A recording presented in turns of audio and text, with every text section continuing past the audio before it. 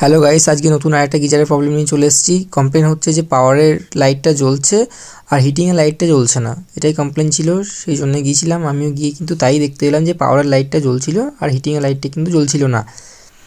তো গিয়ে দেখি চলো আগে কি আছে না আছে গিজারটার মধ্যে প্রবলেম। এখানে তো স্ক্রু থাকে, এই দুটো স্ক্রুকে খুলতে হবে। তার আগে মেন যে সুইচটা আছে সেটাকে বন্ধ করতে হবে, পাওয়ার প্লাগটাকে খুলতে হবে।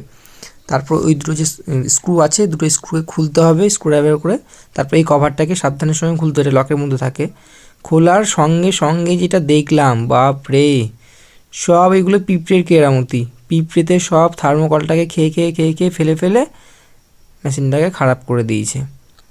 সব পিঁপড়েতে কিন্তু এগুলো খেয়ে খেয়ে ফেলেছে। সব পিঁপড়ে জাদা করে দিয়েছে গিজারটাকে একদম। প্রচুর প্রচুর ডাস্ট। এটা হায়ারের গিজার। থার্মোস্টেটটা তো পুরো ঢেকে গিয়েছে, থার্মোস্টেটটা পুরো ঢেকে গিয়েছে। সম্ভবত থার্মোস্টেটটাই খারাপ আছে বলে আমার মনে হচ্ছে। দেখি টেস্ট করে।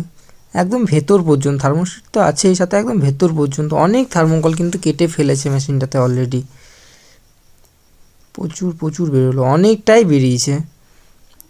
এবারে দেখার ব্যাপার যে অন্য কিছু খারাপ আছে নাকি শুধুমাত্র থার্মোস্টেটটাই খারাপ আছে। আমার যতটা মনে হচ্ছে থার্মোস্টেটটাই খারাপ আছে। দেখছো নিচে অনেক পড়েছে।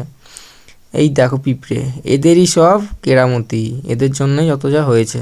প্রচুর পিঁপড়ে ছিল, প্রচুর পিঁপড়ে ছিল, এদের জন্যেই সমস্যা।